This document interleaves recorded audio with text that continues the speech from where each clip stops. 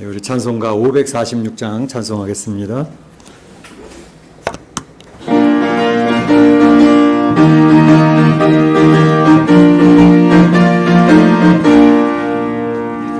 주님 약속하신 말씀 위에서 영원토록 주를 찬송하리라. 소리 높여 주께 영광 돌리며 약속 믿고 굳게 서리라. 굳게 서리 영원하신 말씀 위에 굳게 서리. 굳게 서리 말씀 위에 굳게 서리라. 주님 약속하신 말씀 위에서 세상 영혼에게 엄습할 때에 용감하게 힘써 싸워 이기며 약속 믿고 굳게 서리라. 굳게 서리 영원하신 말씀 위에 굳게 서리. 굳게 서리 그 말씀 위에 굳게 서리라. 주님 약속하신 말씀 위에서 영원하신 주의 사랑 힘입고 성령으로 힘써 싸워 이기며 약속 믿고 굳게 서리라. 굳게 서리 영원하신 말씀 위에 굳게 서리. 굳게 서리 그 말씀 위에 굳게 서리라. 주님 약속하신 말씀 위에서 성령 인도하는 대로 행하며 주님 품에 항상 안식어이며 약속 믿고 굳게 서리라. 굳게 서리 영원하신 말씀 위에 굳게 서리. 굳게 위에 굳게 서리라. 아멘. 다 일어나셔서 주님 큰 영광 받으소서. 찬양 올리며 예배를 시작합니다.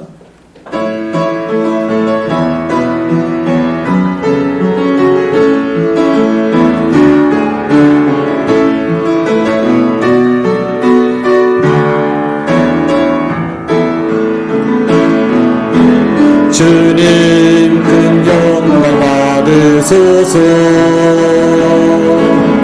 홀로 찬양 받으소서. 모든 이름 위에 뛰어난 그 이름 온 땅과 하늘이 다 찬양해. 겸손하게 우리 무릎 꿇고 주 이름 앞에 영광 돌리세. 모두 절하세 독생자 예수. 주님께 찬양 드리리. 모든 영광과 존귀와 능력 받으소서. 받으소서. 영광과 존귀와 능력 아멘. 받으소서. 받으소서. 그리스도 살아계신 하나님.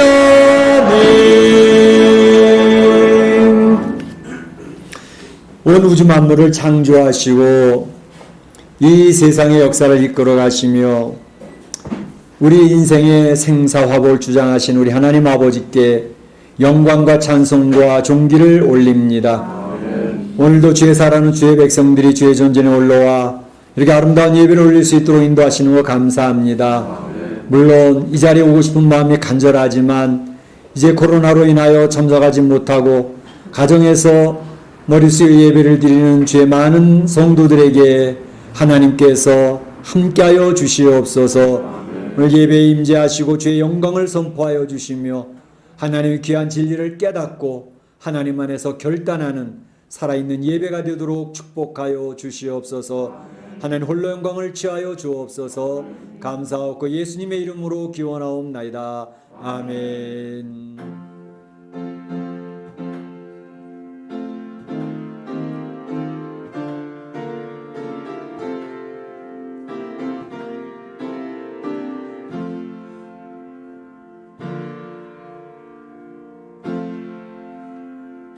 다 같이 자리에 앉으시고 찬송 5장 찬양 하나님께 올리겠습니다.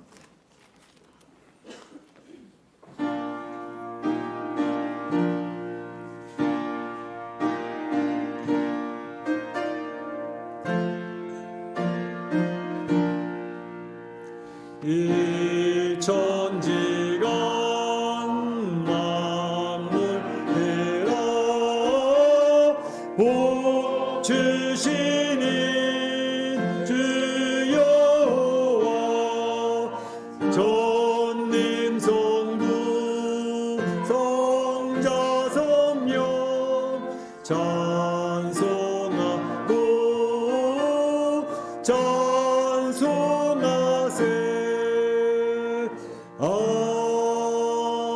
아멘. 성시효도 50번이 되겠습니다. 시편 116편입니다. 성시효도 50번. 여호와께서 내 음성과 내 간구를 들으심으로 내가 그를 사랑하는도다.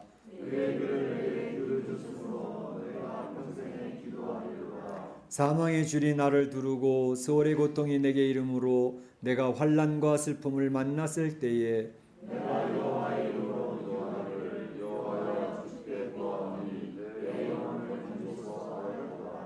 여호와는 은혜로우시며 의로우시며 우리 하나님은 긍휼이 많으시도다. 여호와께서는 순전한 자를 지키시나니 내가 어려울 때 나를 구원하셨도다. 내 영혼아 네 평안함으로 돌아갈지어다. 여호와께서 너를 후대하심이로다. 주께서 내 영혼을 사망에서 내 눈을 눈물에서 내 발을 넘어짐에서 건지셨나이다. 내게 주신 모든 은혜를 내가 여호와께 무엇으로 보답할까? 내가 오늘 하나님을 보고 여호와의 이름을 부르며 여호와의 모든 백성 앞에서 나는 나의 소원을 여호와께 갚으리로다. 그의 강만한 자들의 죽음은 여호와께서 보시기에 귀중한 것이로다. 아멘. 이 시간에는 다 같이 한 목소리로 기도하는 시간이 되겠습니다. 하나님께서 한 주간 동안 베풀어 주셨던 귀한 은혜들을 기억하시고 특별히 이제 한 해를 마무리 짓는 12월 달인데 한 해 동안에 하나님께서 이 어려운 코로나 시국에 어떻게 우리의 가정을 지켜주시고 건강을 지켜주시고 또 사업대에 하나님이 함께해 주셨는지 감사한 제목들이 있으면 감사를 올리시길 바랍니다. 또 한편 연약했던 우리의 모습들 1년 동안에 하나님 앞에 송구스럽고 죄송했던 모습들이 있다면 주 앞에 고백하며 그리스도의 보혈을 의지하고 참 주님의 오른손을 붙들고 주님의 보좌 앞에 담대히 나가는 시간 되시길 바랍니다. 다시 기도하겠습니다. 사랑의 하나님 감사합니다. 오늘 한 해를 마무리 짓는 12월 둘째 주 하나님 앞에 나와 예배를 올리면서 아버지 하나님 이 어려운 코로나 시대에 하나님께서 어떻게 우리를 지켜주셨는지 어떻게 보호해 주셨는지 그 하나님의 은혜를 손꼽아 헤아려 보며 감사를 올립니다. 우리 하나님은 살아계신 하나님이셨습니다. 우리 하나님은 역사하신 하나님이셨습니다. 주의 백성들을 살피시고 돌보시되 세미하게 돌보시고 살피시고 참으로 하나님 은혜 가운데서 주의 백성들을 지켜주셨던 참 좋으신 하나님이셨습니다. 그 하나님을 기억을 하며 그 하나님 앞에 감사를 올리는 시간이 되어지기를 원합니다. 한 해를 돌아볼 때에 하나님 베푸신 은혜들도 컸지만 역시 아쉬움이 많이 있는 그런 모습도 있었습니다. 하나님의 자녀답게 살아야 되었음에도 불구하고 하나님 앞에 우리의 연약한 모습이 있었고 부족한 모습이 있었습니다. 아버지 하나님, 저희들의 연약함을 긍휼히 여겨주시고 불쌍히 여겨주시고 아버지 하나님의 은혜를 기억을 하며 이 시간에도 그리스도의 보혈을 의지하고 힘있게 다시 주 앞에 설 수 있는 귀한 시간이 되어지기를 원합니다. 아버지 하나님은 긍휼이 많으신 하나님이시라, 저희 주의 백성을 불쌍히 여기시는 하나님이시라. 그 하나님 앞에 저희가 고개 숙여 머리를 들지 못할 때에 그럼에도 불구하고 나는 너희를 사랑한다고 선언하시는 주의 음성을 기억할 수 있도록 인도하여 주옵소서. 될 수 있으면 이 코로나 종국이 속히 정리될 수 있도록 인도해 주셔서 우리 사랑하는 성도들의 생활이 원래의 모습대로 돌아갈 수 있게 하여 주시고 가정들이 보호될 수 있게 하여 주시고 저들의 사업들이 다시금 세워질 수 있도록 인도하여 주셔서 아버지 하나님 은혜 가운데 저희들이 힘을 얻어갈 수 있도록 도와주옵소서. 성도들의 가정을 지켜주시고 우리 교포사회를 지켜주시고 아버지 하나님, 우리 사랑하는 성도들이 이 연말에 새로운 결단을 하며 새로운 비전을 품고 소망을 품고 출발하는 한 해가 될 수 있도록 인도하여 주시옵소서. 오늘 예배 시간을 통하여서도 주님 홀로 영광을 취하여 주옵소서. 주님께서 함께 하시고 축복하실 줄로 믿사옵고 예수님의 이름으로 기도하옵나이다. 아멘. 나의 평안을 너희에게 주노라. 내가 너희에게 주는 것은 세상이 주는 것과 같지 아니하니라. 너희는 마음에 근심하지도 말고 두려워하지도 말라. 아멘. 우리 사도신경 신앙교독합니다. 여러분 무엇을 믿습니까? 여러분은 무엇을 믿습니까?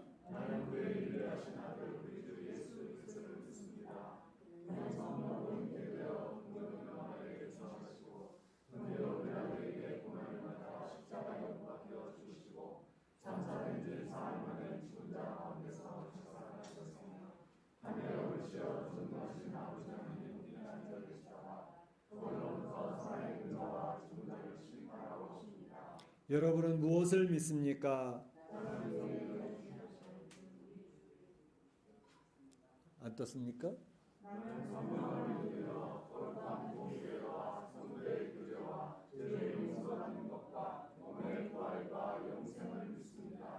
아멘. 찬송가 546장 찬양 올리겠습니다.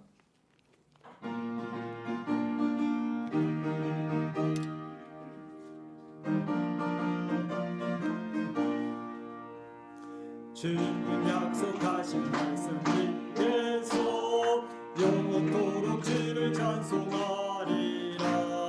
소리 높여 주께 영광 돌리며 약속 믿고 굳게 서리라. 굳게 서리 영원하신 말씀 위에 굳게 서리. 굳게 서리 그 말씀 위에 굳게 서리라. 주님 약속하신 말씀 위에서 세상 염려 내게 엄습할 때에 용감하게 힘써 싸워 이기며 약속 믿고 굳게 서리라. 굳게 서리 영원하신 말씀 위에 굳게 서리. 굳게 서리 그 말씀 위에 굳게 서리라. 주님 약속하신 말씀 위에서 영원하신 주의 사랑이 믿고 성령으로 힘써 싸워 이기며 약속 믿고 굳게 서리라. 굳게 서리 영원하신 말씀 위에 굳게 서리. 굳게 서리 그 말씀 위에 굳게 서리라. 주님 약속하신 말씀 위에서 가며 주님 몸에 항상 안식거리며 약속 믿고 굳게 서리라. 굳게 서리 영원하신 말씀 위에 굳게 서리. 굳게 서리 그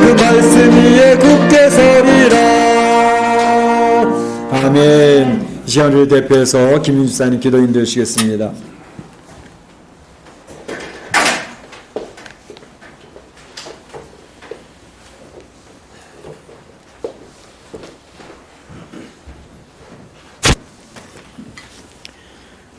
다 같이 기도드리겠습니다. 할렐루야. 천지 만물을 창조하시고 인간의 생사 화복을 주관하시고 이 세상의 역사를 주관하시는 하나님 아버지께 경배와 영광과 찬양을 올려드립니다. 아멘. 지난 한 주간 다니엘을 묵상하며 죽음에 맞서선 어떤 어려움에도 그가 하나님께 드렸던 신실함을 기억합니다. 만약 내게 그런 일이, 아니 그보다 훨씬 작은 세상의 유혹과 위협 속에서도 흔들리고 타협했던 내 모습을 알기에 많이 부끄러웠습니다. 끊임없이 하나님을 의식하고 세상의 일이 우선이 아닌 당신을 먼저 내 안에 두려하지만 어느새인가 세상 일의 우선순위에 저만치 밀어냈던 내 모습을 기억합니다. 두려워 말라. 나는 내 하나님이 됨이라. 아무것도 염려하지 말라고 또 함께 하신다고 늘 말씀하셨고 계셨지만 여전히 두려웠습니다. 여전히 걱정했습니다. 여전히 염려했습니다. 내 이웃을 내 몸과 같이 사랑하라 말씀하셨지만 이웃사랑에 이르기 전 하나님께서 허락하신 내 가족에게도 그렇게 하지 못한 모습, 여전히 마음속 미움과 시기와 질투와 다툼이 한켠 자리하고 있음을 고백합니다. 주님, 이런 악하고 연약한 우리를 긍휼히 여기시고 용서하여 주시옵소서.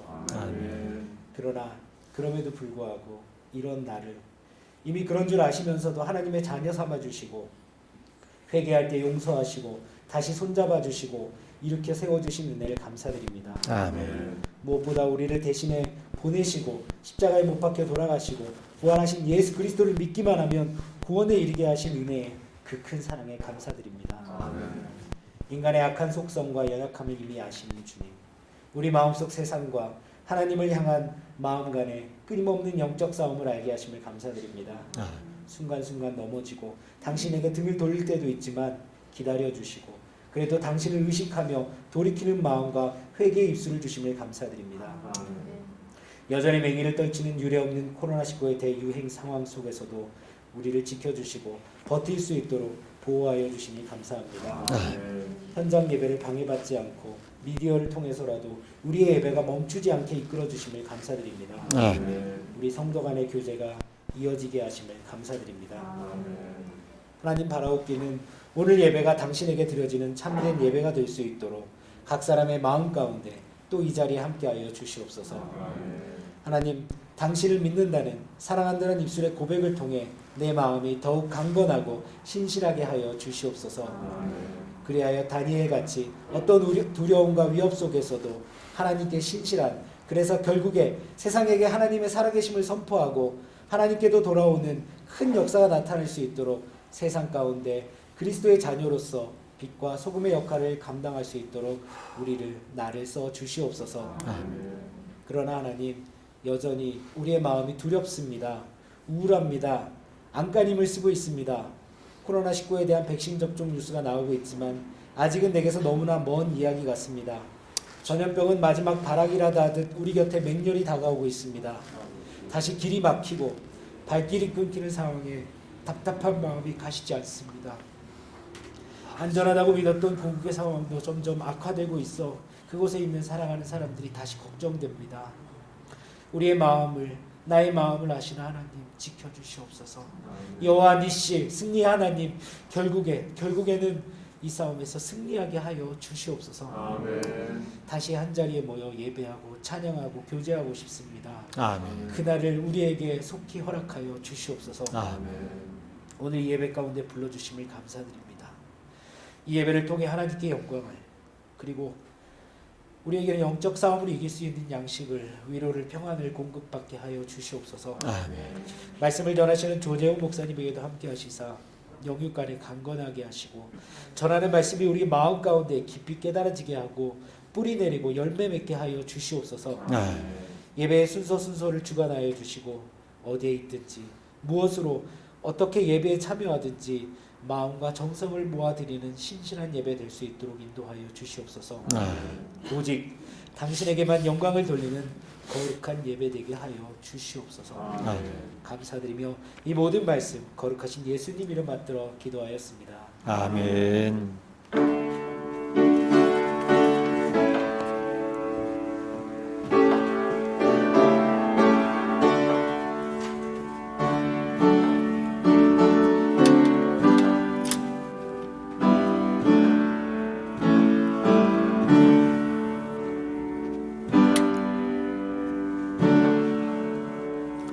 나와 나의 백성 무엇이가 한데 저런 즐거운 마음으로 들림이 있었나이까. 모든 것이 주께로 말미암아 싸우니 주의 손에서 받은 것으로 주께 드렸을 뿐이니이다. 아멘.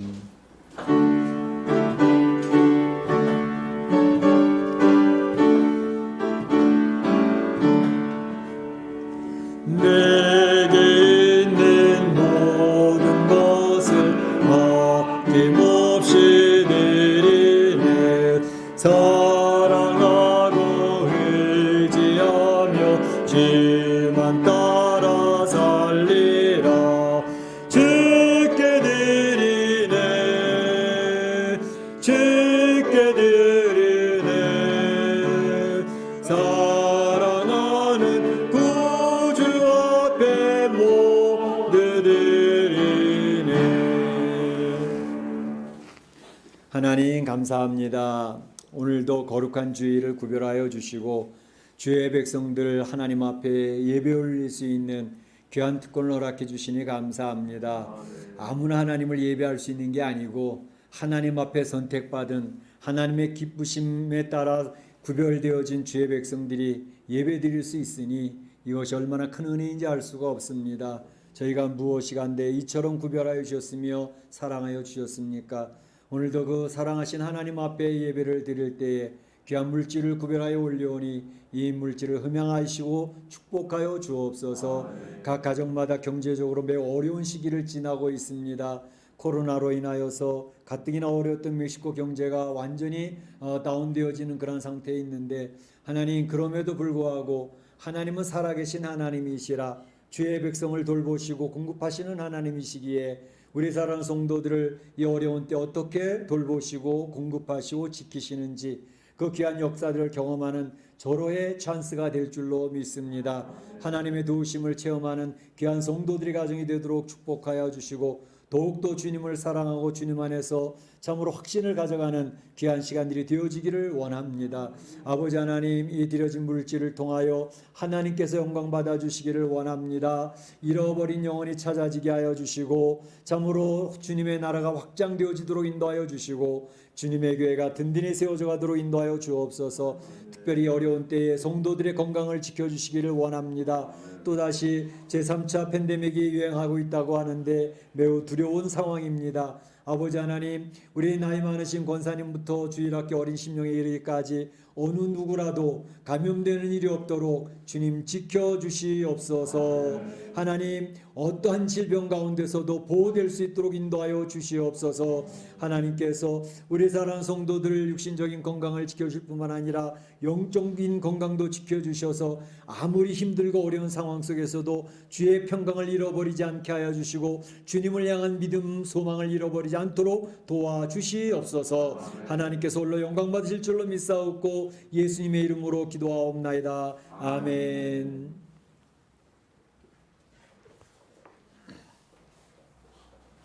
교회 소식을 알려드리겠습니다. 12월 한 달 동안에는 우리 목장 모임을 방학하도록 하겠습니다. 각 목장별로 따로 모이는 것은 자유롭게 하겠습니다. 방학했음에도 불구하고 또 우리 바울 목장은 매주마다 금요일 모여서 이렇게 교제를 하고 하는데 이웃 사촌보다 더 가까운 것 같아요. 대화 나누는 내용들이 굉장히 깊어지는 것을 볼 수가 있고 신앙의 어려움들 고백하면서 서로서로 의지하고 있는 그런 모습들이 너무 아름답습니다. 이런 모습들이 우리 다른 목장들에게도 있어서 참 우리 어려운 때에 서로 의지하고 서로 격려하고 기도로 밀어주는 그러한 목장들의 모임이 되어지기를 원합니다. 골방기도 힘써 주시기를 바랍니다. 어려울 때에 하나님과의 관계가 밀접해질 수 있도록 우리 힘써 주시기를 바랍니다. 특별히 이제 보도를 통해서 아시는 것처럼 점점 더 이제 멕시코 시티도 위험한 그런 상황이 있어서 이제 뭐 9천 명, 10,000명 확진자가 하루에 생기고 사망자도 뭐 몇백 명씩 늘어나는 그런 상황이 있기 때문에 지나치도록 조심을 하셔야 됩니다. 내 옆에 지나가는 사람들이 확진자다 생각을 하시고 좀 유별나게 조심을 하시기 바랍니다. 주변에 있는 사람이 왜 유난을 그렇게 떨어 그런 말을 들을 정도로 좀 심하게 조심을 많이 하시기를 바랍니다. 이제 목장을 확정져 가고 있는 가운데 있는데 목장을 옮기기를 원하시는 분들은 저희 개인적으로 얘기해 주시면 좋겠습니다. 연말 당회가 이제 오늘 예배 후에 있도록 하겠습니다. 다음 주일에는 예배 직후에 이 자리에서 연말 재직회가 있겠습니다. 이제 우리 성도님들이 또 이제 1년 동안 이제 헌금 열심히 해주신 것 결산 보고도 하고 또 내년 예산도 세우고 통과시키는 그런 일을 이제 우리 예결산위원회에서 통과된 것을 오늘 연말 당회에서 통과시킬 것이고 다음 주에 이제 연말 재직회에서 우리 또 재직들에 의해서 이제 통과가 되어지고 그 연말 공동회의를 또 마지막 주에 이렇게 하도록 하겠습니다. 우리 성도님들 기도해 주시는 가운데 참여해 주시길 바라고 다음 주일에는 연말 재직회와 함께 청지기 임명을 하도록 하겠습니다. 수고하실 내년도 교회를 위해서 봉사하실 분들 또 난 이렇게 좀 여기에서 봉사하고 싶습니다. 그런 생각을 가지고 계신 분들은 기도하시는 가운데 저한테 이야기를 해주시면 원하시는 곳에 배치를 할 수 있도록 그렇게 하겠습니다. 이제 교회는 그리스도의 몸이기 때문에 그리스도의 몸을 세워나가는 일에 우리 성도들 모두가 참여하실 수 있기를 바랍니다. 예, 재정감사가 계속 진행되고 있는데 아직 못 받으신 부서는 재정감사를 받으시기를 바라고 이제 우리 성도님들이 또 이제 한 해를 정리하면서 새해를 맞이하기 위하여 이 12월 한 달에는 특별히 하나님 앞에 기도하며 잘 준비하는 그러한 12월 달이 되어지길 바랍니다. 하나님 말씀 보도록 하겠습니다. 열왕기하 1장 4절에서부터 보겠습니다.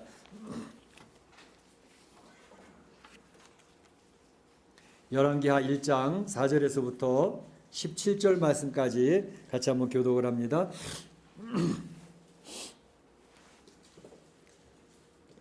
열왕기하 1장 4절부터 교독합니다. 그러므로 여호와의 말씀이 내가 올라간 침상에서 내려오지 못할지라 내가 반드시 죽으리라 하셨다 하라. 엘리야가 이에 가니라.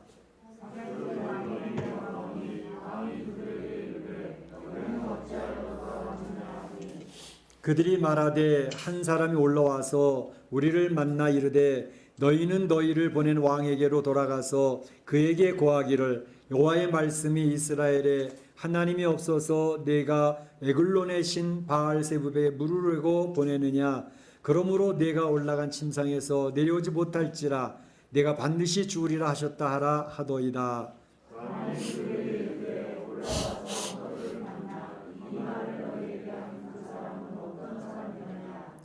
그들이 그에게 대답하되 그는 털이 많은 사람인데 허리에 가죽띠를 띠었더이다 하니 왕이 이르되 그는 디셉 사람 엘리야로다.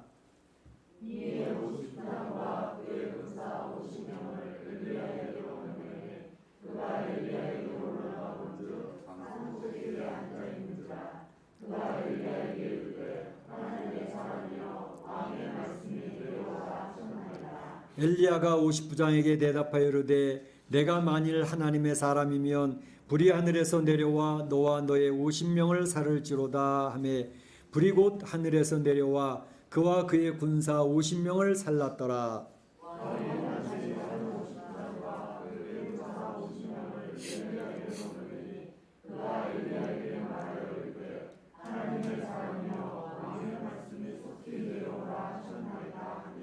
엘리야가 그들에게 대답하여 이르되 내가 만일 하나님의 사람이면 불이 하늘에서 내려와 너와 너의 50명을 살을지로다 하며 하나님의 불이 곧 하늘에서 내려와 그와 그의 군사 50명을 살랐더라.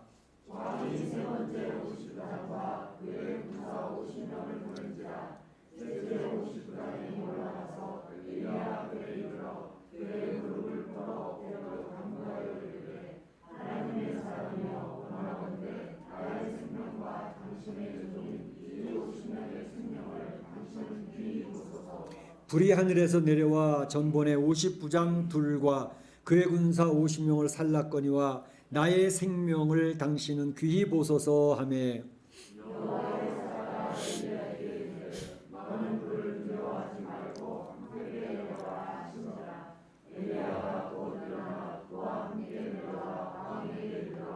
말하되 여호와의 말씀이 내가 사자를 보내 에글론의 신 바알세붑에게 물으려 하니 이스라엘에 그의 말을 물을 만한 하나님이 안 계심이냐. 그러므로 내가 그 올라간 침상에서 내려오지 못할지라 내가 반드시 죽으리라 하셨다 하니라. 여호와의 말씀대로 죽고 그의 아들이 없으므로 여호람이 그를 대신하여 왕이 되니 유다 왕 여호사밧의 아들 요람의 둘째 해였더라. 아멘. 예, 여호와의 말씀을 따를까 아니면 왕의 말씀을 따를까 질문을 한다면 우리 성도들은 당연히 여호와 하나님의 말씀을 따라야죠. 이렇게 대답을 할 것 같습니다. 하지만 세상 사람들의 대답은 좀 다른 것 같아요. 눈에 보이지 아니하는 하나님 여호와의 말씀보다 당장 내 삶에 영향을 주는, 그러니까 나를 살릴 수도 있고 죽일 수도 있고 나에게 유익을 줄 수도 있고 손해를 끼칠 수도 있는 그런 눈에 보이는 최고의 권력자 말을 따르는 것이 현실적인 게 아닐까, 현실적일 것 같습니다 라고 대답하는 세상 사람들의 견해가 있습니다. 가끔은 성도들조차도 눈에 보이지 않는 하나님은 좀 멀리 있는 것 같고 눈에 보이는 세상의 권력자의 말은 당장 나의 삶에 영향을 미치니까 그래도 세상 권력자의 말에 신경을 안 쓸 수는 없습니다 라고 하면서 세상 사람들의 생각에 동의하는 그러한 성도들도 상당히 있는 것을 볼 수가 있습니다. 현 시대를 살아가는 보통 사람들, 이러한 생각을 가지고 이 세상에 지금 살고 있는데 오늘 이 말씀을 보면서 저는 이 성경을 여러 번 이제 반복해서 읽다가 자꾸 눈에 크게 들어오는 글자가 두 개가 있었습니다. 그게 뭐냐면 여기 나와 있는 4절, 6절, 16절, 17절에 나와 있는 여호와의 말씀, 여호와의 말씀, 여호와의 말씀, 이게 자꾸 눈에 크게 들어오는 거예요. 그런가 하면 9절과 11절에도 역시 왕의 말씀이 내려오라. 또 11절에도 왕의 말씀이 속히 내려오라. 왕의 말씀. 여호와의 말씀이라는 단어와 왕의 말씀이라는 두 단어가 크게 대비되면서 제 마음에 계속 강하게 오는 거예요. 그래서 오늘 말씀을 묵상하다가 그 말씀의 제목을 여호와의 말씀 그리고 왕의 말씀 이렇게 제목을 정해놓고 하나님께서 우리에게 주시는 그 내용을 한번 나누면서 은혜를 받고자 했습니다.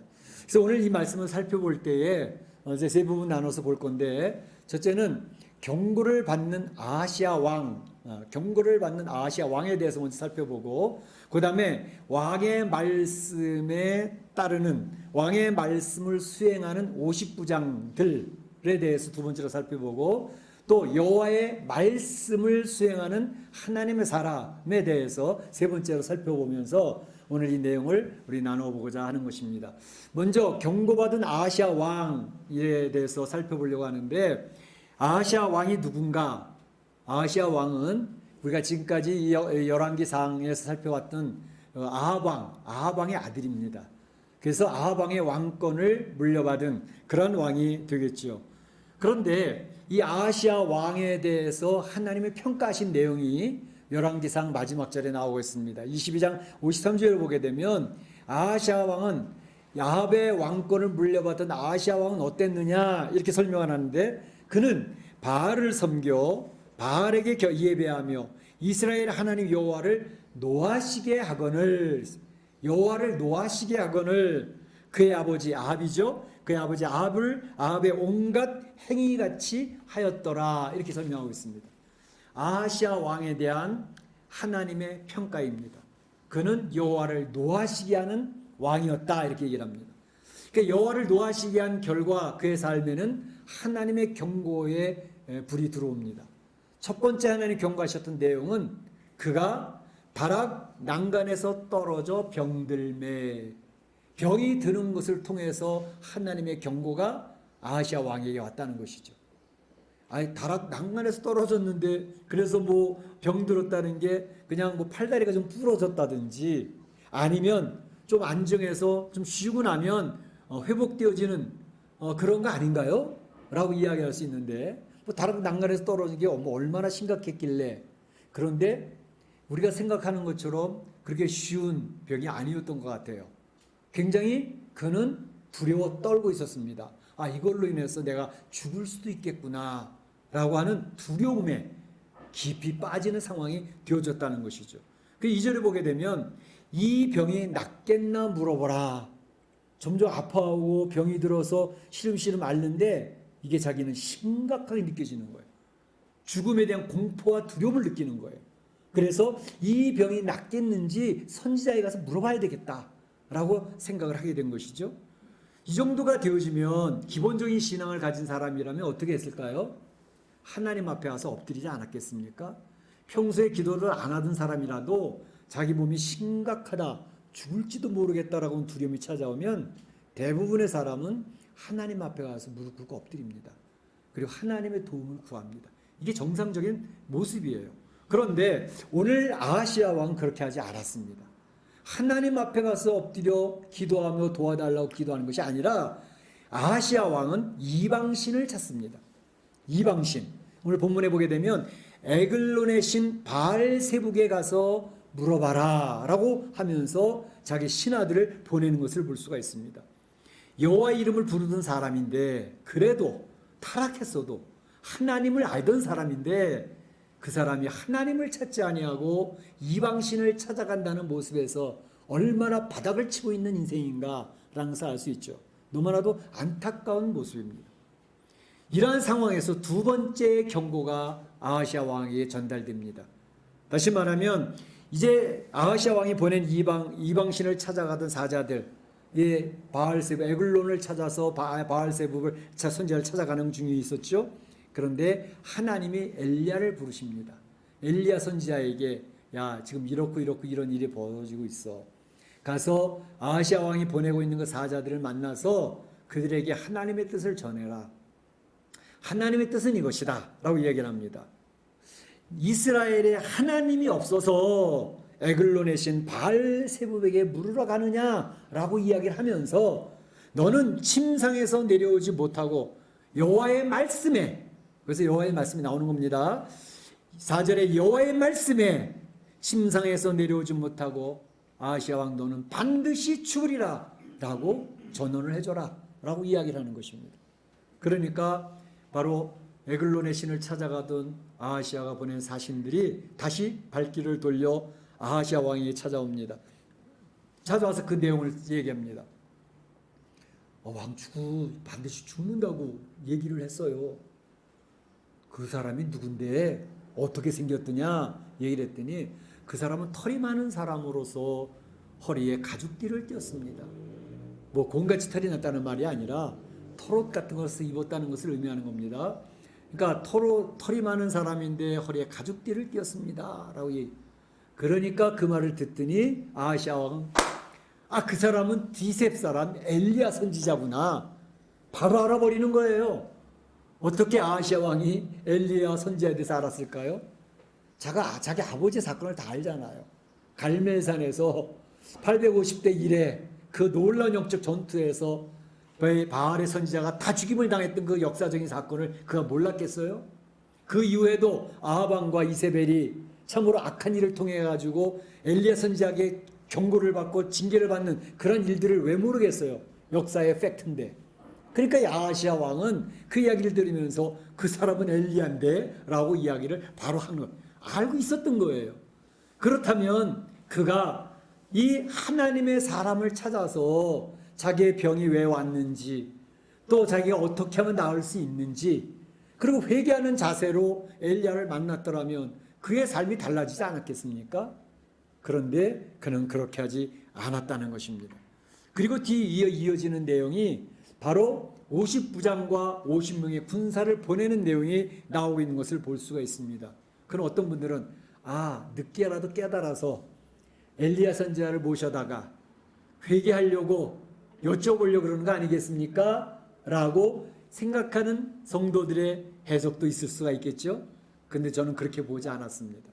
왜냐하면 만약에 엘리야 선지자를 모셔서 그의 부족함을 고백을 하고 회개한 마음을 가졌더라면 50부장과 50명의 군사를 보내지 않았을 것입니다.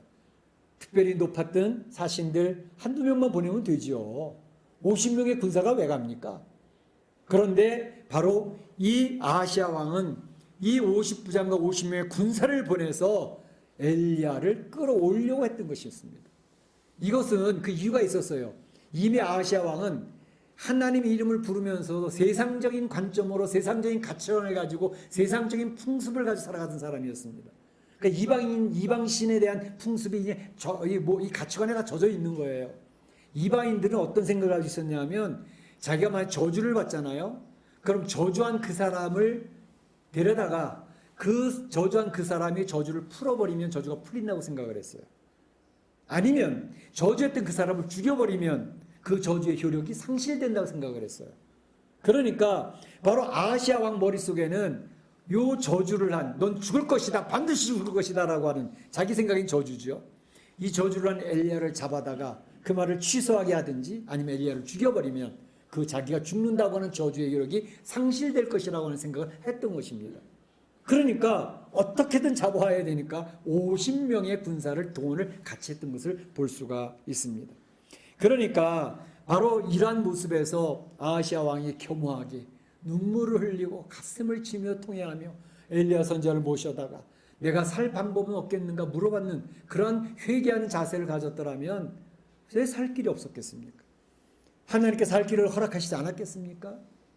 죽을 자를 하나님은 다시 살리시는 분이시고 회개하는 자에게 회개로 인하여 그의 앞길을 다시 허락하시는 하나님의 모습을 우리는 성경에서 얼마든지 볼 수 있는데 아하시아 왕은 그 마지막 기회조차도 잃어버리는 어리석은 자가 되고 말았다는 것을 볼 수가 있습니다. 자, 아하시아 왕의 부모가 누구라 그랬죠? 아버지가 누구? 아하방입니다. 엄마는 누구? 이세벨입니다. 바알과 아세라 선지자를 수입해다가 전 이스라엘을 바알과 아세라의 천주로 만들어 놓고 유다까지도 전파하는 그러한 인물, 바로 아합과 이세벨이라고 하는 우상을 섬기고 하나님의 이름을 간혹 이야기를 해요. 안 하는 게 아니에요. 그런데 그것은 제쳐두고 세상의 가치관을 가지고 살아간다는 말이죠. 그러한 부모 밑에서 자란 아하시아가 제대로 영적인 분별력을 가졌겠느냐고요. 그리고 부모가 보여준 모든 모습이 비신앙적인 모습, 기도하는 모습도 없었고 말씀을 읽는 모습도 없었고 말씀 앞에 두려워 떨며 순종하는 모습도 없었던 부모 밑에서 자란 아하시아가 그 하나님을 따라갔겠느냐고요. 저희는 분명히 압니다. 부모의 신앙에 그 자녀들이 흘러가고 있다는 사실을 보면서 여기서는 또 한번 부모의 위치와 역할이 얼마나 중요한 것인가 라는 사실을 다시 한번 생각하게 하는 모습입니다. 아하시아 왕의 불행은 바로 신앙이 없는 비신앙적인, 신앙이 있는 것 같지만 가짜 신앙인인 아합과 이세벨의 모습에서 그의 인생엔 처참한 실패하는 인생이 되고 말았다 하는 결론을 가질 수 있는 것이죠. 두 번째로 생각해 볼 내용은 50부장을 보내는 것입니다. 50부장과 바로 50명의 군사를 보내는 모습이 나오고 있습니다. 왕의 말씀, 엘리야 선지자는 아하시아 왕 앞으로 데려오라는 그 왕의 말씀, 즉 아하시아 왕은 엘리야 선지자 데려와, 그 다음 내가 처리할게, 저주를 풀든지 죽여서 저주의 효력을 상실시키든지 그렇게 할 테니까 너 50부장 너는 50명의 군사를 데려가서 어쨌든 끌고 와라 라고 명령을 내린 게 왕의 말씀 아닙니까? 권세자의 말씀입니다. 권력자의 말입니다. 자, 이 마의 명령을 받은 50부장이 이제 출발을 합니다. 첫 번째 50부장 가보니까 산 꼭대기에 세상을 바라보면서 이제 묵상하고 있는 엘리야 선지자를 만났어요. 산 꼭대기에 앉아있는 엘리야 선지자를 만나서 이야기를 합니다. 하나님의 사람이여 주의 말씀에 내려오라 하셨나이다. 주의 말씀에 내려오라 하셨나이다. 그러니까 하나님의 사람이요 하는 것을 보니까 이 사람이 진정으로 한 건가 아닌가 라는 생각을 해보게 됩니다. 여러분 어떻게 생각하세요? 저는 여기서 이야기한 하나님의 사람이요 라고 하는 그 얘기가 호칭이 진심으로 우러러 나와서 이제 엘리야를 부른다고 이렇게 보여지지는 않아요. 어떤 면에서는 냉소적인 의미를 지니면서 풍자적으로 하나님의 사람입니까? 라고 이야기했다고 어떤 주석학자는 주석을 그렇게 했더라고요. 그러니까 하나님의 사람인지 아닌지 나는 잘 모르지만 50명의 군사와 함께 제가 왔는데 당신은 우리의 말을 들어야 할 거요. 지금 왕이 더더군다나 왕의 말씀이 당신 내려오라고 우리에게 명하였습니다. 저는 그 명령을 수행하러 왔습니다. 라고 이야기를 하는 거죠. 그러니까 50명의 군사를 대동하고 와서 하는 것은 겁박입니다. 우리가 50명의 군사가 있어. 당신 한번 싸워볼래? 당장 죽을걸? 겁을 주고 위협하고 협박하면서 지금 우리 말 듣는 게 좋을 거야 라고 이야기를 하는 모습이죠. 더더군다나 권력자 왕의 말씀이 당신 내려오라 그랬는데 그 말 안 들으면 당신 어떻게 되는지 알지? 겁주는 겁니다. 이 세상에서는 권력자의 겁주는 게 아무것도 아닌 것 같지만 대단히 위력이 있습니다. 많은 사람들을 움츠러들게 하고 죽을지도 모른다라고 하는 그 권력의 힘에 의해서 내가 처단될지도 모른다고 하는 그 겁에 많은 사람이 굴복을 합니다. 그래서 비겁해지는 겁니다. 그런데 엘리야가 응답을 합니다. 뭐라고 하냐면 내가 만일 하나님의 사람이라면 네가 하나님의 사람인지 아닌지 모르겠다고 의심하고 있지. 그런데 내가 만일 하나님의 사람이라면 불이 내려와 너와 너의 50명을 불살라버릴 거야 라고 이야기를 합니다. 내가 하나님의 사람인지 아닌지 하나님이 증명해 주실 걸. 그 말을 하자마자 어떻게 됐죠? 우리가 읽은 내용대로 하늘에 불이 내려와서 50부장을 태우고 50명 군사를 싹 태워버려 죽여버렸습니다. 이게 하나님의 역사입니다. 하나님의 사람들을, 우리 성도들을 하나님이 보호하고 직신하는 것을 확연히 보여주는 그런 역사들 아니겠습니까? 얼마나 감사합니까? 하나님의 사람 자체는 힘이 없어요. 50명에 끌려가면 질질 끌려갈 수 있는 상황입니다. 무슨 힘이 있겠어요? 똑같은 인생인데. 그런데 하나님이 살아가는 백성, 하나님의 선택한 백성은 내가 책임지고 지킨다라고 하는 그는 나의 사람이야 라는 것을 증명시켜 주시잖아요. 이게 하나님의 권능인 것입니다. 엘리야 그를 하나님의 사람인 것을 증명시켜주고 있는 모습을 볼 수가 있습니다. 두 번째 50부장이 또 왔습니다. 왕이 다시 다른 50부장을 보내니 그랬어요. 11절에 왕이 다시 다른 50부장을 보내니 아하시아 왕의 집념이 대단합니다. 한번 이런 큰일이 있었으면 이거 뭐지? 라고 생각을 해봐야 될 거 아니에요? 근데 그런 거 알아본 것이 없습니다. 하나님의 능력에 대해서 관심도 없고 무시하는 겁니다. 네가 이기나 내가 이기나 한번 해볼까? 집념을 가지고 두 번째 50부장과 59명의 군사를 다시 보내는 겁니다. 아니 뒤에 보는 것처럼 세 번째까지 보냅니다. 집념이 대단합니다. 인생이 집념을 가지고 세상을 이겨내려고 발버둥 쳐봅니다. 그래 인생의 집념이 이 세상의 문제를 풀어가는 게 절대로 아닙니다. 하면 된다. 우리 군대 한국 군대 표 아닙니까? 하면 된다. 집념입니다. 하면 돼. 불가능이 없어. 근데 인생의 집념은 한계가 있는 것입니다. 바로 인생이 집념을 가지고 세상을 이겨보고 내 이 사회를 이겨보려고 발버둥 쳐도 그걸 해결되는 게 아니라 이 문제의 모든 해결, 인생의 바른 삶은 하나님을 깨닫는 것이 해결책인 것을 깨닫기를 원합니다. 하나님을 아는 것이 지혜의 근본이라고 얘기하지 않습니까? 여호와를 섬기는 것이 지혜의 근본입니다. 그러니까 하나님의 뜻을 깨닫고 그 뜻대로 맞춰 사는 인생의 문제를 해결받고 그의 삶의 앞날이 보장되는 것이지 자기의 집념으로 결코 문제를 해결하는 것이 아니라는 사실을 아하시아 왕은 깨달았어야만 했습니다. 자, 50부장, 두 번째 어떤 50부장, 이 사람이 지혜로운 사람인가 어리석은 사람인가 한번 살펴보시기 바랍니다. 그가 왕의 말씀을 또다시 강조합니다. 왕의 말씀에 11절에 보게 되면 왕의 말씀에 속히 내려오라 했습니다. 이 50부장에게는 왕의 말씀이 중요한 거예요. 왕의 명령이 중요한 거예요. 이 권력세계, 권력의 제1인자인 왕이 이야기하기를 당신 빨리 내려오라고, 속히 내려오라고 얘기했으니 속히 내려와야 됩니다 라고 이야기를 하는 거예요. 자, 그가 앞에서 첫 번째 갔던 50부장과 50명의 군사에 대한 이야기를 몰랐을까요? 알고 왔어요. 그렇다면 뭔가 머리가 있는 사람 같으면 생각을 해봐야 될 거 아닙니까? 생각이 없어요. 가장 중요한 것은 최고 권력자 그 왕의 말씀이 중요한 거예요. 속히 내려와야 됩니다. 왕 앞에 내 모가지가 달아날지도 모릅니다. 그렇죠, 사실. 그러니까 왕의 말씀을 강조하면서 속히 내려오라고 재촉을 합니다. 어리석은 지도자였습니다. 그러니까 또다시 엘리야가 아 그래? 네가 하나님의 사람이라고 또 빈정댔지? 내가 하나님의 사람인지 아닌지 다시 한번 보여줄게. 내가 하나님의 사람이 분명하다면 하나님이 불을 내려서 너희들 이 자리에서 다 불살라버릴 거야. 이야기하자마자 곧바로 불이 내려와서 그 어리석은 두 번째 50부장과 50명 군사를 또 딱 살라버렸습니다. 이런 일이 벌어지는 거죠. 하나님은 분명히 첫 번째 보여줬고 두 번째 똑같은 사인을 또 보여줬습니다. 하나님 응답하시는 것은요, 일관성이 있습니다.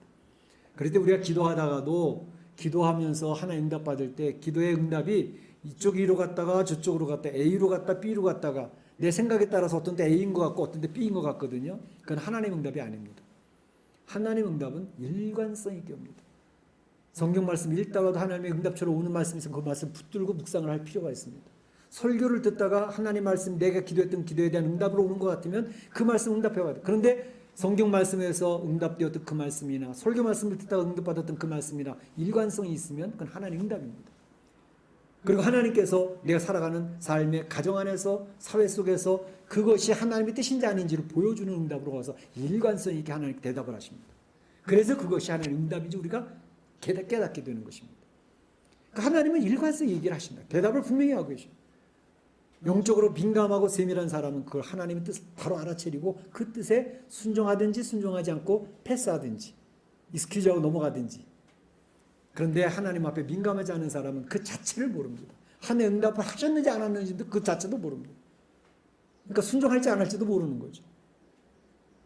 그래서 있는데 오늘 이 두 번째 어리석은 50부장은 결국은 왕의 말씀을 강조하고 왕의 말씀이 자기에겐 중요하다고 그렇게 이야기하다가 바로 죽임을 당하는 모습을 볼 수가 있습니다. 왕의 말씀, 세상의 권위자잖아요. 권세를 위임받은 사람이 왕이잖아요. 최고의 권력자잖아요. 근데 그 권세자가 종종 착각하는 게 뭐냐 하면 자기가 능력이 있어서 권세를 쟁취한 걸로 생각을 하는 어리석음이 있습니다. 하나님께서 이 세상의 모든 권세, 대통령이든 국회의원이든 모든 조그만 공동체의 지도자라 할지라도 그 모든 권위의 자리는 하나님이 위임하신 것입니다. 하나님이 허락해서 그 기간 동안 그거 할 수 있도록 하나님이 맡기신 거예요. 그 권한을. 바로 자기에게 주어진 이 권세와 권한이 하나님이 나한테 잠시 맡겨주신 것이라는 생각을 하게 되면 청지기처럼 살아가는 겁니다. 이게 내게 아니고 하나님이 나한테 잠시 맡겨준 거니까 맡겨준 그 권한과 권세를 가지고 어떻게 선하게 사용할 것인가 라는 것에 대해서 관심을 가지고 그 권한을 사용하는 것입니다. 어리석은 사람은 자기에게 주어진 권세, 권한 이것이 하나님에게서 맡겨주신 거라는 생각이 아예 없습니다. 자기가 쟁취해서 얻은 자기 것이라 생각을 합니다. 그렇기 때문에 많은 실수를 범하게 되는 것을 볼 수가 있습니다. 이러한 권한을 가진 사람들은 그 권한을 가지고 선하게 사용하기보다는 악하게 사용을 합니다. 그래서 옛날에 나치즘이나 파시즘이나 공산주의 국가에서 했던 게 뭐예요?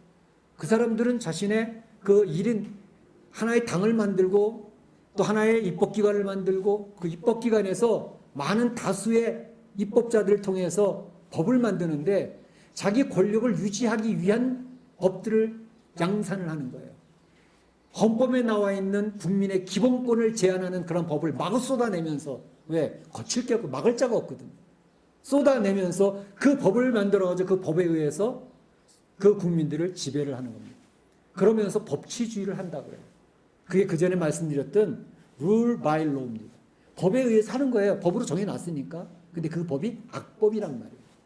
국민의 기본권을 제한하는 악법을 가지고 통치를 하면서 법치주의라고 이야기를 해요. 하나님을 속이는 것입니다. 그러나 rule by law, 법을 정해놓고 그 법에 의해서 사람들을 통제하고 전체주의 국가, 공산주의 국가에서는 그래서 전체를 통솔하고 통치하고 통제하는 그러한 시스템을 갖는 거죠. 그러나 rule of law, 법의 통치는 거기를 law는 뭐냐면 자연법입니다. 하나님이 주신 천부 인권법입니다. 개인의 자유를 존중하고 개인의 삶을 존중하고 전체 국가를 위해서 개인을 통제하는 게 아니라 개인이 국가에 의해서 보호받고 지켜지는 그러한 것이 rule by law예요. rule of law예요. 하나님이 인간에게 주신 기본법, 자연법이 있어요. 그 자연법의 개념을 가지고 통치해 나가는 게 하나님이 기뻐하시는 그런 통치란 말이죠. 근데 오늘날 많은 권세자들이 자기의 권세를 유지하기 위해서, 권력을 유지하기 위해서 자기 입맛대로 법을 고쳐가지고 법치주의를 하고 있어요. 이게 세상을 부패하고 타락시키는 붉은 용에 의해서 통치되어지는 그런 세상이 만들어져 가는 것입니다. 그러니까 여기서 보게 되면 이 밑에 있는 하수인들이 왕의 말씀이라고 최고의 권세자가 이렇게 결정을 했다고 그러니까 들어야 된다고 라고 이야기를 하는 거죠. 바로 그것은 이 두 번째 50부장은 어리석은 인생이었습니다. 이런 일이 벌어지고 있다면 생각을 하고 이건 아닌 것 같은데 뭔가 다른 게 있는 것 같은데 라고 해야 되는데 세 번째 50부장을 보세요.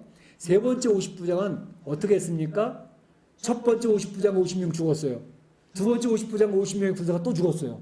자기가 또다시 명령을 받아가지고 이 엘리야를 잡아오라는 아하시아 왕의 명령을 들었는데 어떻게 할지 이제는 고민이 되는 거예요. 고민이 되면서 어떻게 해야 되지?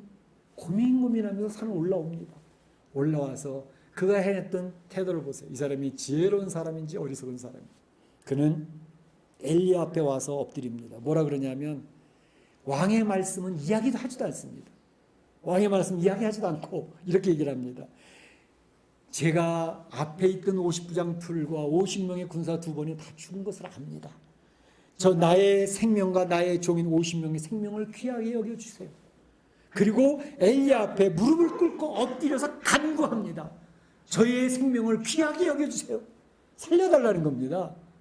그런 얘기를 하면서 그가 바로 이게 왕의 말씀보다 더 중요한 무엇인가가 있구나 라는 것을 깨달은 사람이 있습니다. 어리석은 사람이 아니라 지혜로운 사람이었다는 것을 이야기합니다. 그가 신앙이 있는 사람이 아닙니다. 그럼에도 불구하고 삶이 돌아간 내용을 보니까 이게 왕의 말씀, 최고의 권력을 가진 권력자의 말도 중요하겠지만 그 때문에 내 생명이 목도 쳐질 수 있을지도 모르지만 그것보다 더 위의 권세가 있구나, 더 무엇이 중요한 게 있구나 라는 것을 깨달으며 엘리야 앞에 무릎을 꿇고 간구합니다. 우리의 생명을 귀하게 여겨주셔달라고. 바로 이걸 보면서 왕의 말씀보다 눈에 보이지 아니하는 여호와의 존재에 대한 인식을 가지고 그 앞에 엎드리고 있는 이 세 번째 50부장 너무 지혜롭습니다. 요즘에 좀 미국의 이제 캘리포니아 주지사 게빈 뉴섬이라는 사람이 있습니다. 민주당 출신의 주지사입니다. 이 사람이 이제 코로나 전국에서 캘리포니아 전체를 셧다운 시킨 사람입니다. 그래서 가게 문 다 닫아야 되고 그래서 이제 실내에서 영업 못하고 실내 바깥에서 음식을 먹는 건 괜찮다 해서 그것까지 허락했는데 이제 그것도 다 닫아버렸습니다. 통행 금지해놓고. 그러니까 중소 상인들이 다 망해버리고 있는 거예요. 그렇게 캘리포니아의 법의 명령을 해놓고 자기는 또 포도원, 와이너리 하는 사람이거든요. 기업체도 몇 개 가지고 있고 자기는 생일 축하한다고 주변에 이제 친구들 쫙 모아가지고 실내에서 마스크 다 벗고 다닥다닥 앉아가지고 그리고 포도주 먹고 밥 먹고 그러면서 히덕거리는 거. 그것 때문에 캘리포니아 주민들이 뉴섬 물러나라, 주지사 물러나라 그러고 이제 반발하는 것들이 많이 있는데, 이 민주당 주지사 뉴섬은, 케빈 뉴섬은 무슨 조치를 취하냐면, 이 캘리포니아주는 민주당세가 많습니다. 이제 새로 들어와서 이민 온 사람 많기 때문에. 근데 그 사람들은 동성애에 대해서 굉장히 관대합니다. 그리고 불법 체류자에 대해서 굉장히 관대합니다. 그런데 교회에 대해서는 굉장히 엄격합니다. 동성애자와 동성애 퍼레이드하고 동성애들 데모하고 그런 거 괜찮아요. 안티파나 BLM이 데모하고 그런 거 괜찮아요. 그 폭도들이 아니고 그 사람들 평화 시위하는 사람들이 괜찮아. 그 얘기를 합니다. 근데 교회에서 모여서 예배 드리는 것은 엄격합니다. 몇 명 이상 들어가지 마. 한국이랑 좀 비슷하죠. 그러고 교회에 되는데, 그 선밸리라고 하는 곳에, LA에서 조금 북쪽에 있는 곳에 존 메가더 목사님이 있습니다. 81세. 그레이스 커뮤니티 처치라고 하는 교회가 있습니다. 한 8,000명 정도 모이는 교회입니다. 그 교회에서 이 팬데믹 상황, 코로나 상황이지만 우리는 예배를 계속 드릴 겁니다. 그래서 예배를 드리니까 이 뉴섬 주지사가 그들이 사용해왔던 굉장히 넓어있던 주차장에서, 주차장을 45년 동안 아무 말 없이 사용을 하고 임대해서 사용하고 있던 그 주차장을 싹 뺏어버렸어요. 그러니까 오케이, 상관없어. 그래도 예배 드릴 거야. 물론 성도들 자체도 이 팬데믹 바로 왔을 때는 한두 달 동안에는 사람들이 두려우니까 성도들이 많이 빠졌어요. 예배를 못 드렸어요. 안 드렸어요. 그런데 그 뒤로 그럼에도 불구하고 이 존 메가더 목사님, 그분은 나는 예배 드릴 거야. 예배 드리는 것은 하나님이 우리 성도들이 요구하시는 건데, 그는 하나님의 말씀을 들어야지 사람의 말을 들으면 되겠냐고. 그래 예배를 드렸어요. 지금은 대부분의 성도들이 거의 출석하고 있습니다. 그런데 그렇게 하니까 케빈 뉴섬 주지사가 수를 했어요. 법원에 걸었어요. 그래서 예배를 드리지 못하도록, 그래서 캘리포니아 연방 대법원에서 그럼 드리지 말라, 이렇게 맨 처음에 기각하고 몇 번 하다가 나중에는 그럼 드리지 말라라는 내용이 나왔어요. 더 이상 드리면 벌금이 정해질 것이고 이제 존 메가더 목사님을 체포하겠다까지 나왔습니다. 그렇게 하는데도 그래, 난 사람의 말을 순종하는 것보다 하나님의 말씀을 순종할 거야. 내가 체포된다면 얼마나 영광스러운 일인지 모르겠어. 그리고 예배 계속 드렸습니다. 그러던 가운데 이것이 이제 연방 대법원에 가서 이제 수가 됐는데, 거기서 종교 예배를 드리는 것은 기본권이다. 그래서 바로 주의 어떤 그런 헌법보다 우선한다. 그래서 바로 예배 드리는 것에 대한 제한을 다 풀어버렸습니다. 우리 가장 기본적인 게 성도들이 종교를 자기 하나님을 섬기고 예배 드린다는 것을 그걸 제한을 하면 어떡하냐. 그래서 미국에서 그 연방법원이 그걸 정해줬어요. 그래서 다시 드리는 거죠. 근데 이러한 모습을 보면서 우리는 느끼는 것은, 사실 3월 달에 팬데믹이 오고 막 퍼져나갈 때 우리 다 두려워했습니다. 그래서 많은 성도들이 교회 가는 것을 두려워했어요. 그래서 못 갔어요. 근데 그렇게 되는데 그 속에서 이제 갈등이 많았어요. 예배를 드려야 되느냐, 아니면 드리지 말아야 되느냐, 비대면으로 다 가야 되느냐. 그것 때문에 한국 교회도 굉장히 갈등이 많았고, 교회 안에서도 갈등이 많았습니다. 목사들 가운데도 갈등이 많았습니다. 미국 교회도 갈등이 많았습니다.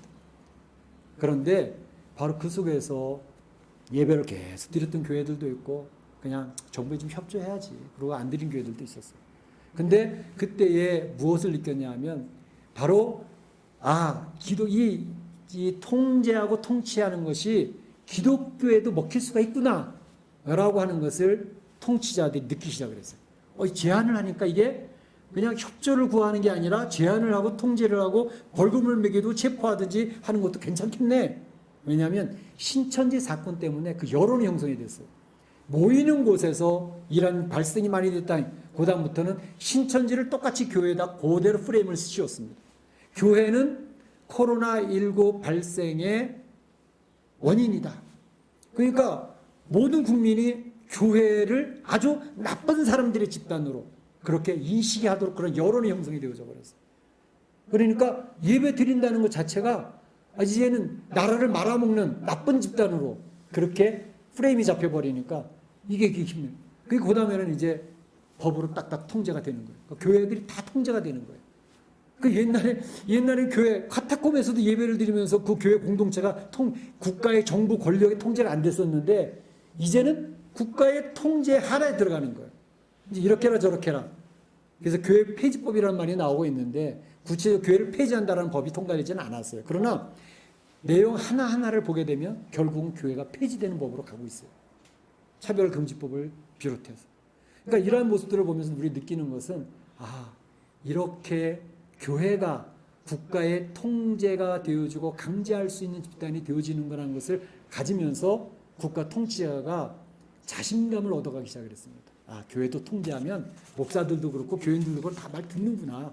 그렇게 되어지는 그러한 시대가 되어져 버리고 말았습니다. 안타까운 일이 아닐 수가 없습니다. 오늘 이 세 번째 나와 있던 50부장은 지혜를 가지고 이 세상의 왕의 말씀보다 중요한 여호와의 말씀이 있다는 것을 인정했을 때 그의 목숨이 살아났습니다. 지혜로웠던 사람이죠. 세 번째로 살펴볼 것은 여호와의 말씀을 수행하는 하나님의 사람입니다.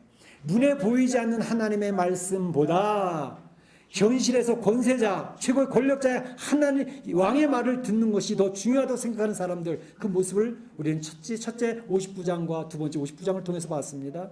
그런데 오늘 본문에 보게 되면 눈에 보이는 권세자 통치자보다 여호와의 말씀이 가장 중요하다고 확신하며 그분의 뜻에 순종하는 하나님의 사람이 나옵니다. 누구예요?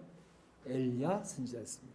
엘리야 선지자는 그렇게 얘기를 합니다. 그러므로 여호와의 말씀이 4절에 죽으리라 하셨다 하라 하는 그 말씀을 전해 들었을 때 엘리야가 이에 가니라 바로 순종하고 그 말씀을 전하러 갑니다.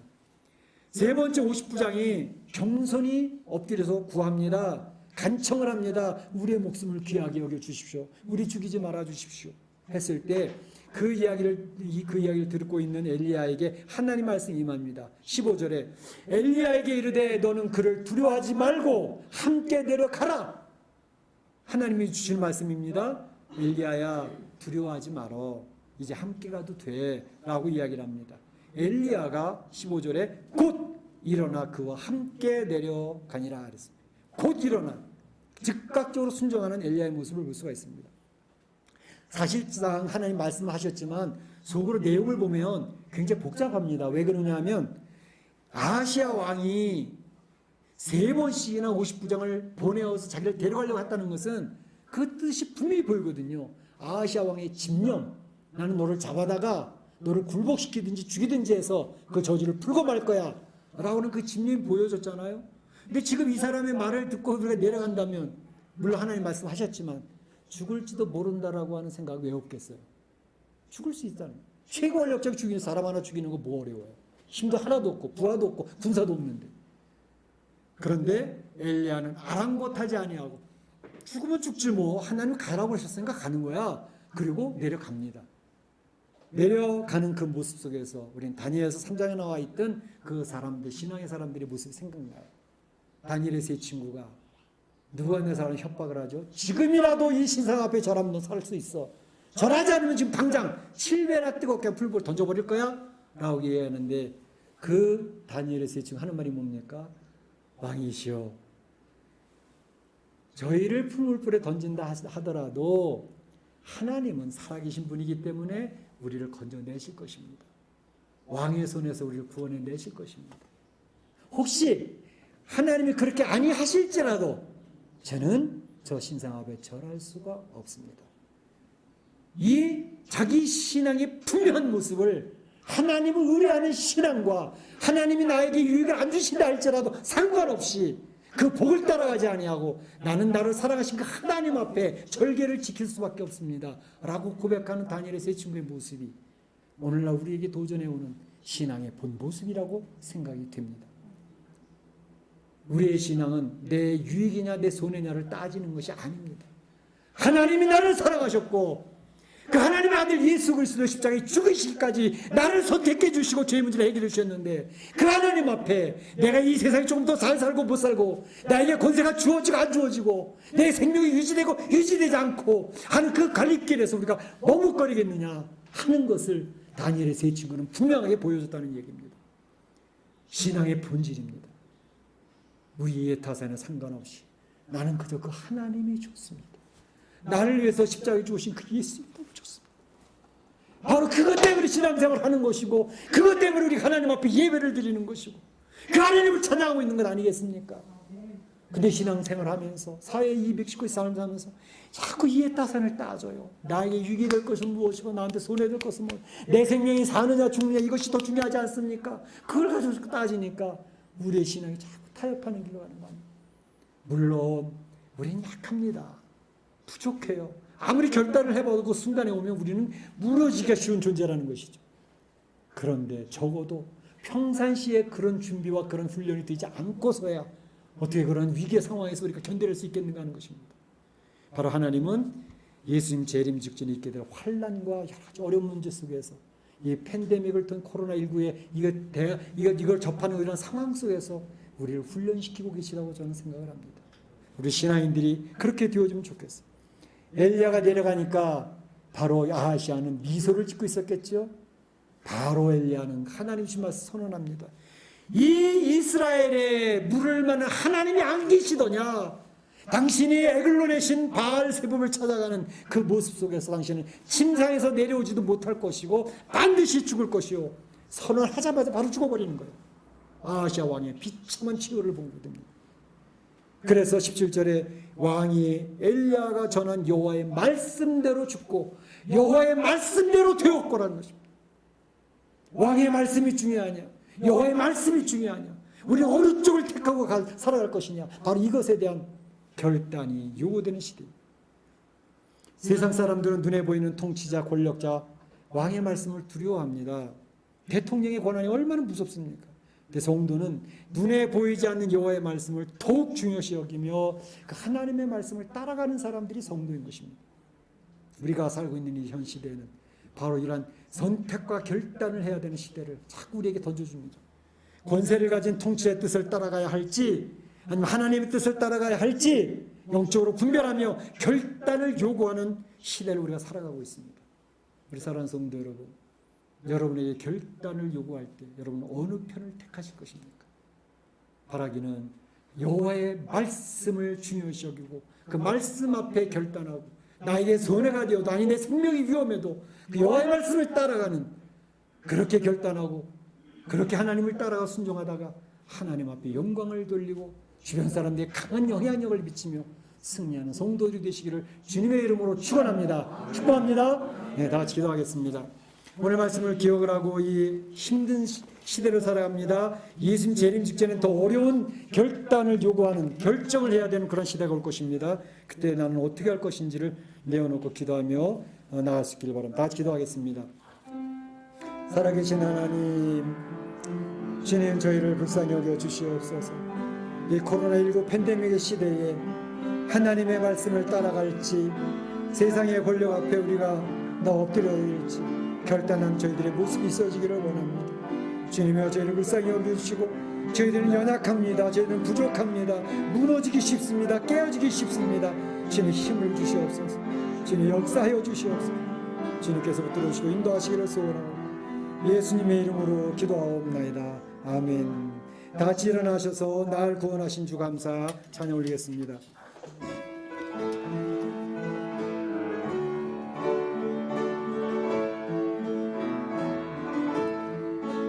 날 구원하신 주 감사 모든 것 주신 감사 지난 축복이네 감사 주내 곁에 계시네 향기로운 봄철의 감사 내 온 가을 감사 사라진 눈물도 감사 나의 영혼 평안해. 지금은 우리 구주 예수 그리스도의 은혜와 하나님 아버지의 그 크신 사랑하심과 성령님의 감동감을 교통하심이 이 현 시대 예수님 재림 직전에 만나게 될 환난과 핍박의 시대에 우리가 내 생명을 중요시 여기고 나의 삶의 손해와 유익을 따지면서 결단을 해야 되는 어려운 시기가 올 터인데 그때 우리는 어떻게 선택할지를 바라보면서 오늘 엘리야의 모습과 제3 번째 59장의 모습을 보면서 지혜로운 선택과 결정 또 믿음의 결정을 통해서 하나님을 영화롭게 하고 승리하기로 소원하는 우리 온 성도들 머리와 자녀들과 우리 교회 가운데 예로부터 영원토록 함께 있을지어다. 아멘.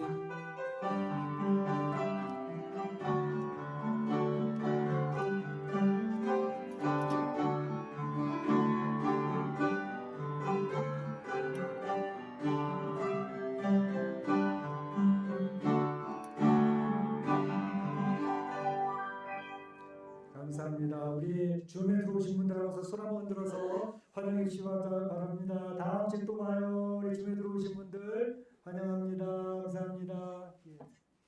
네, 감사합니다. 마치겠습니다.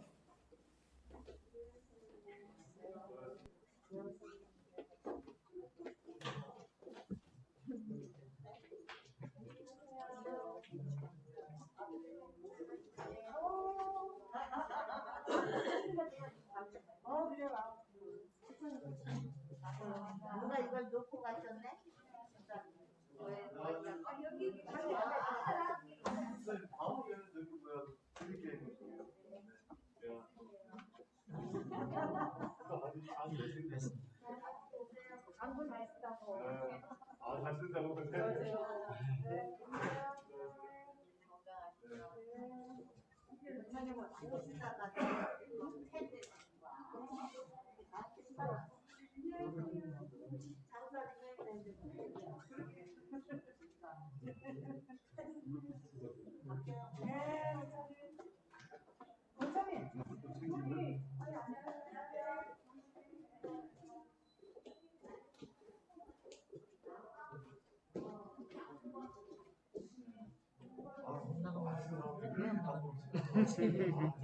보고 싶은 게지.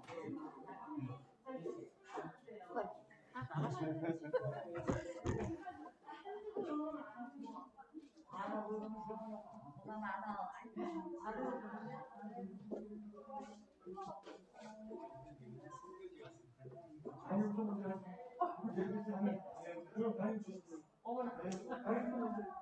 귀여워라.